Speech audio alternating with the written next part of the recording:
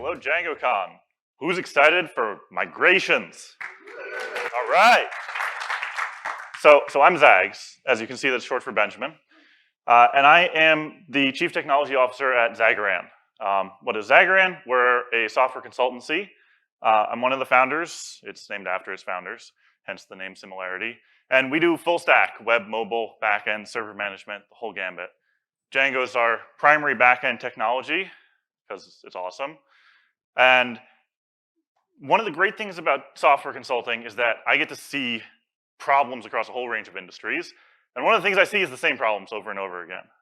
So part of what I'm going to be talking to you about is, well, how can you learn from my experience of the same problems everybody has and not necessarily have to do some of these things the hard way. One of the other fascinating things about migrations, one of the reasons that this is a topic near and dear to me, is that it's not just about backend. It's actually at the intersection of backend databases and server management. It's about a whole set of parts of the application stack that collide in potentially nasty ways. So what we're going to start with is some migration fundamentals. I mean, hopefully all of you have at least run the command migrate before in your lives, but we're going to dig a little deeper on those, get a little more background on the stuff that you need to know. And then we're going to talk about things that can go wrong. We got 4 big ones here. What happens when you got multiple branches? What happens when you try and undo your migrations? How to get those 0 downtime deployments on production. There's actually migrations things you need to do, not just infrastructure. And then what happens when everything goes wrong? So let's jump into it. Migrations, when you boil down to it, are 2 management commands. We got make migrations and we got migrate. But taking a step back, the point of migrations and the reason that Django is so awesome as a web framework is because migrations enable you to write your code as if your models are the source of truth for your database schema. And migrations are what make that lie almost true. So when you change your models, you run make migrations, and Django is going to generate for you migrations that describe, it goes and looks at what migrations do you have already, let's add all those up, let's look at the difference between that and your models, and generate new migrations to capture that new delta. And most of the time, the auto-generated migrations are right. Most of the time, that is actually what you want. And the times when it isn't is basically what we're going to talk about for the next 20-something minutes. So those migration files, those live in your code base. You can look at them, you can edit them. And they ship with your code. They should. Those part of why they're in the code base is because those live with those model changes, so you can ship them on the same branch. And then when it comes time to actually apply those schema changes to your database, that's where migrate comes into play. And at this point, we're not talking about a particular database. You can have, probably do have several. You've got your local development, your staging, your production. When you run migrate, we're talking about a particular database.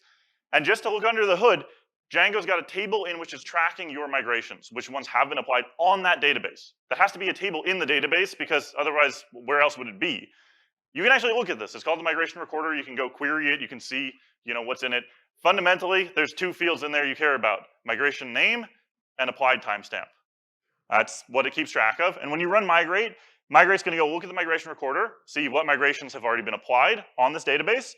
Go look at your migrations, see which ones aren't listed in the migration recorder, and it's going to go apply those.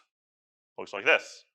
So you run migrate, it says, all right, we got 15 and 16, haven't been applied, we're going to go apply them. That's not all you can do with migrations. You can go backwards too. Backwards is a little weird in syntax. You don't say undo this migration. You say please rewind to this particular migration's state. So if we want to undo 16, we don't say undo 16, we say go back to 15. Part of the reason for this is because this way you can run a rewind agnostic to which migrations have been applied on that database. So if 16 hasn't been run, you can say, please get me to migration state 15. You can say already done. It means this is an idempotent operation, one of my favorite words in programming.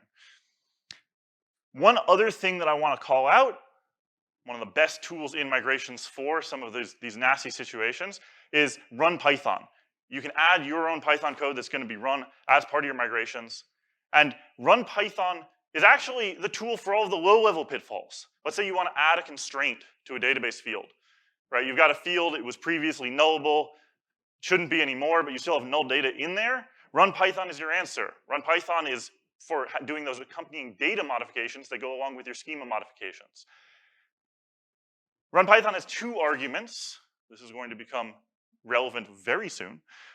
A forwards function and a backwards function. The forwards function, that's the code that runs when you're running the migration normally. Backwards function, that's what happens when you're reversing the migration. What could possibly go wrong?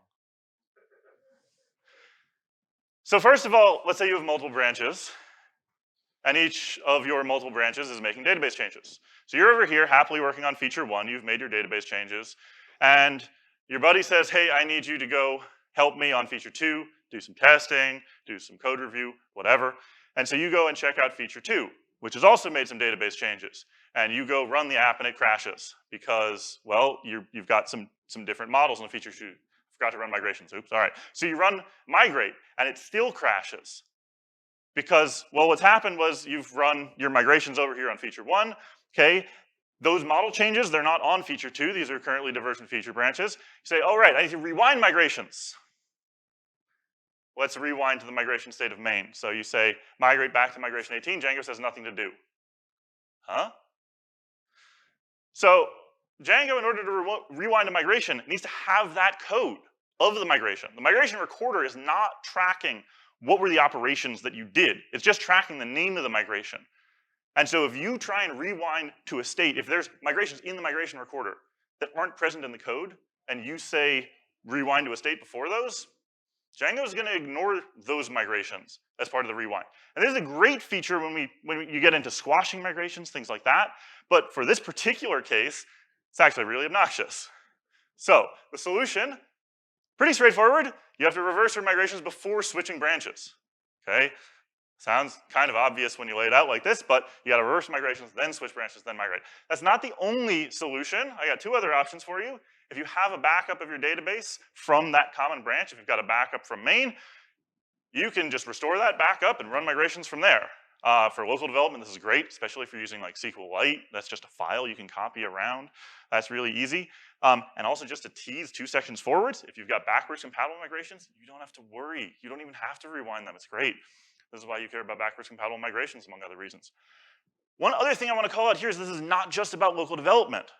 If you have a shared staging environment where people are deploying different feature branches to, you have this same problem. Great way to tank your staging environment if you're not paying attention to this. Now, if you're using like CI to deploy your staging environment, that first option is really obnoxious because that first option requires you to actually have some introspection into the states of migrations on different branches, which is part of why I've got these other 2 options on here. If you're doing a full CI deployment to staging, you probably want to consider number 2 or 3 over here of either having some canonical staging database that you restore to, that you update periodically as new releases happen, or be using backwards compatible migrations. The other thing that happens with branches is, well, what happens when you're done with your branches? The chickens come home to roost. Okay, you merge the branches back in, all good, you run migrate, it crashes. This error is delightful. It tells you how to solve it right there in the error message. Please run make migrations-merge. Now, if Django knows how to solve this, why is it bothering to error? Because that is not always the solution. Now, just to like unravel the onion here of the various merging that we're doing, first, Git has merged your code. And Git is gonna check for merge conflicts in your models, but it's not gonna check for merge conflicts in your migrations because those are separate files. So from Git's perspective, those are completely mergeable. But Django knows better, or knows maybe better, that you actually need to check to make sure those migrations are compatible, that they can actually be run in an arbitrary order, and that they're not trying to do conflicting operations. So this is just a step for you to get the human, the developer, in the loop and actually check those. Heuristic, if you don't have merge conflicts in your models, the migrations are also probably fine to merge, but that's not always true. So do check them, that's why this happens. So we've talked about one of the big solutions for branches is reversing your migrations. Wouldn't it be great if you could always do that? Well, why couldn't you? So first off, some migrations will just straight up error if you try and reverse them. I showed you run Python a few minutes ago. That second argument, that reverse function, is unfortunately optional. If you don't pass it, your migration can't be reversed. It will error. Now, this is very simple to solve. Empty function, no op. There's even a no op that ships with the migration framework that you can fill in. So if you're using run Pythons, just fill in a reverse function, even if it's a no op, so that you can literally reverse the migration. But there's other reasons you actually want to use the backwards functionality of run Python. So if you're removing a constraint, okay, you had a field, it was previously unique. And you say, nah, this field can have duplicate values now. You drop the unique constraint. And then you add data that has duplicate values in that column. And you want to reverse that migration. Well, the opposite of removing a constraint is adding it. And you are now trying to add a unique constraint to a column with duplicate values. That's going to crash. So the answer here is run Python reverse. This is one of the things it's for. It's for trying to clean up that data mess that may be there so that you can undo some of these database changes if you're trying to reverse your migrations. So having a run Python reverse function. Here, you could even do run Python no op forwards, just a reverse function, just to clean up this data so you can actually reverse that constraint drop. One other thing that can go horribly wrong, this is not an exhaustive list, by the way, but one other thing that can crash if you try and delete a field, it's non-nullable, no default. You can't, because the opposite of that is adding a non-nullable field with no default, which should be obvious. You can't do that. What data would be in the field? The solution here, you gotta split it into steps. You gotta first change that to be a field that is nullable or has a default, and then you can drop it. And you probably need a run Python in the middle if you're not going to give it a temporary default as part of deleting it, so that you can literally rewind these without erroring. But that's not the only thing that can go wrong. Deletion has other problems. And the problem is that reversing a migration isn't time travel. It's just undoing a schema change. So if you have this perfectly normal char field, this is not a magic trick, right? Take this char field, it's got a default. You delete it. You migrate, you reverse the migration. Your data's gone. This column is gonna have just the default for every row. And that's because what you did was you dropped a column and then you re-added the column with a default. I don't even know how Django migrations could solve this problem other than by keeping around shadow copies of dropped columns, which would be insane. So how do we fix this? First off, back up your database. This is not going to be the only time I recommend this. The reason backing up your database is great is because database backups are time travel. Now, that's not you can just restore the backup and be back to before you ran the migrations. That's not particularly helpful if you also want to keep any other data changes that happened since then. If this was like something on production and it's been live for a day and you need to undo this somehow, that's a problem. But a backup will still help because a backup can still let you reconstruct that column from the backup. You can still get the deleted data because it's over there in your backup. There's other options too. Another really good preventative measure is have your fields be nullable for some time before deleting them.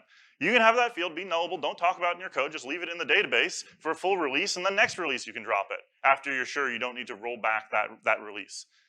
And, right, changing a field from nullable back to not nullable, that's a lot easier than restoring a deleted column that you have to reconstruct from a backup. That second point, that's gonna come back again when we talk about backwards compatibility, so remember that. Another thing you can do, run Python backwards functions. They are magic from a reversibility standpoint. This is great if what you've done is you've deleted a column because you've moved that data somewhere else. So if you've split it into two columns or put it in a different table, you can use a backwards function to reconstruct that column from where that data got moved to. And at the very least, use the no op so that you can reverse the migration without it crashing. So we've talked about that's how to run your migrations backwards safely. How about running them forward safely? And here's where you go, Zags, what are you talking about?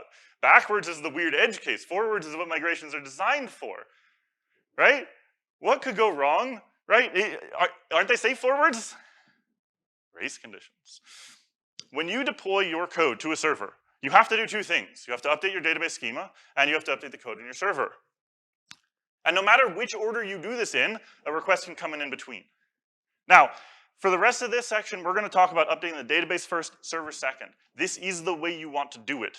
This is the way you wanna do it because not only does this mimic how code updates happen in development and on staging, but it also optimizes for additions, adding fields to your database, which I would argue is the far more common operation.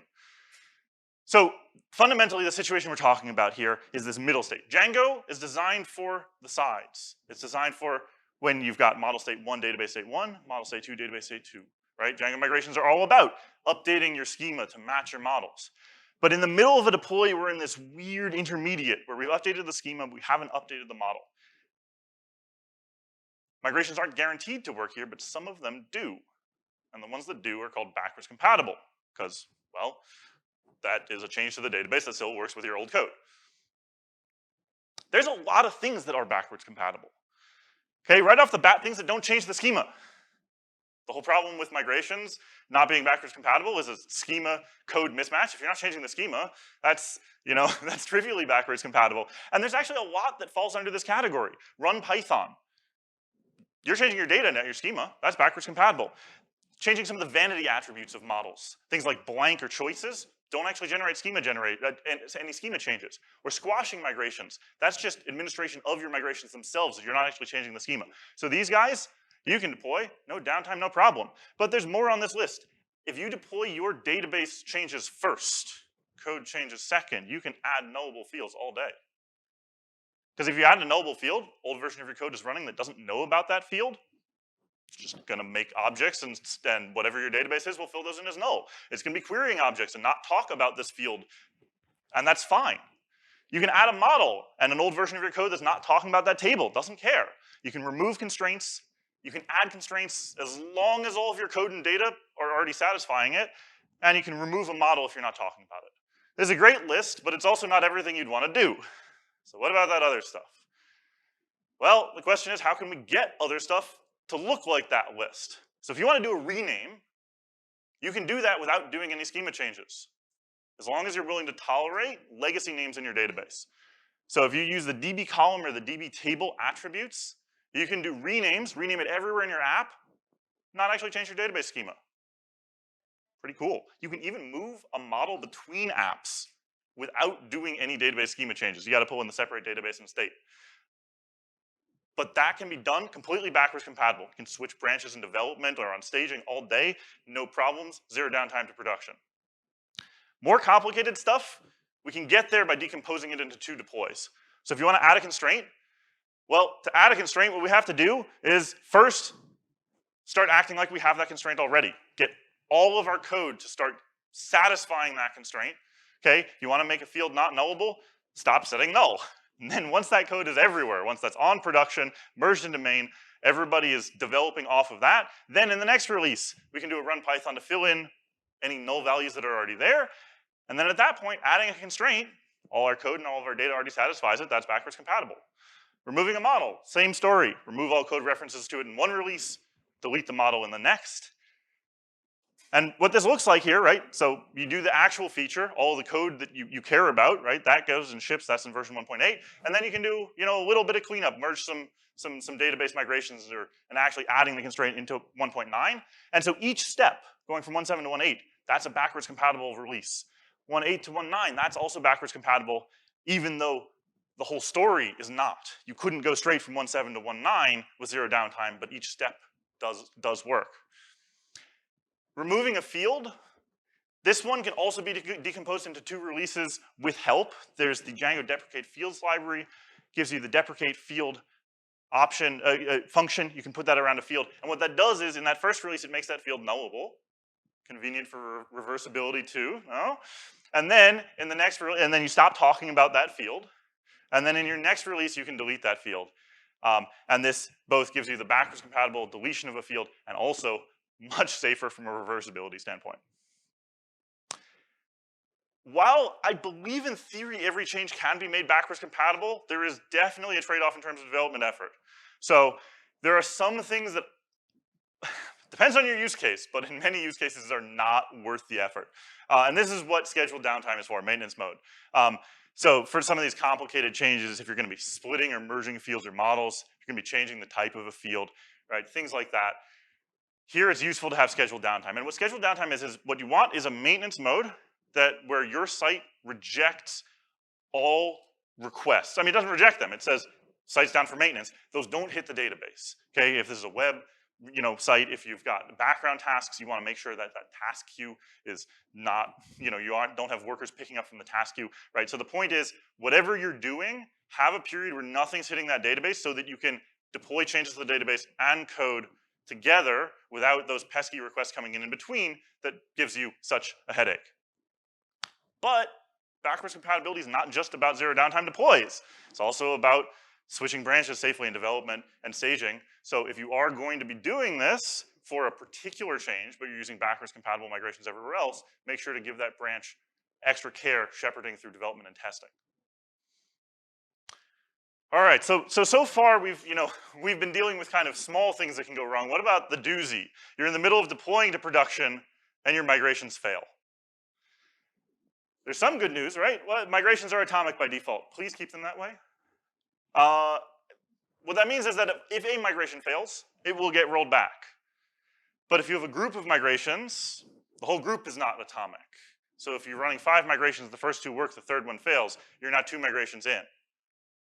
And your deploy's hopefully been aborted. I strongly recommend don't deploy the code after the failed migrations. Another reason to do migrations first in the deploy, that's the riskiest operation in a deploy.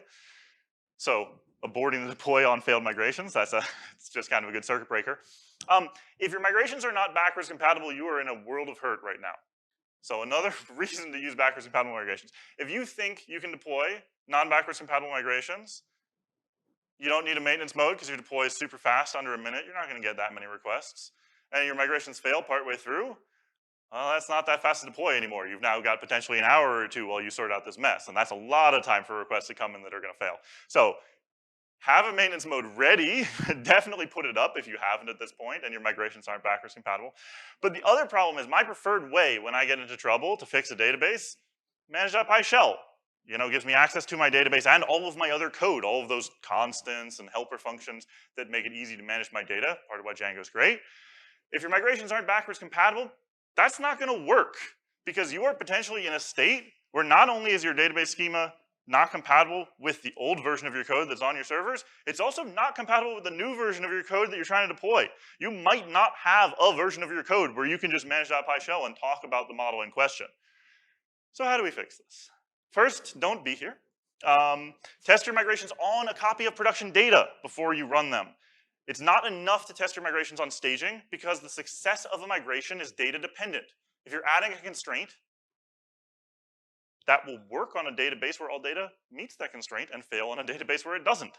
Now, this is good, but it is not foolproof. If you take a snapshot in the morning, you test your migrations on that, it works, and since then new data comes in that's gonna break your migrations, you can still end up in this situation.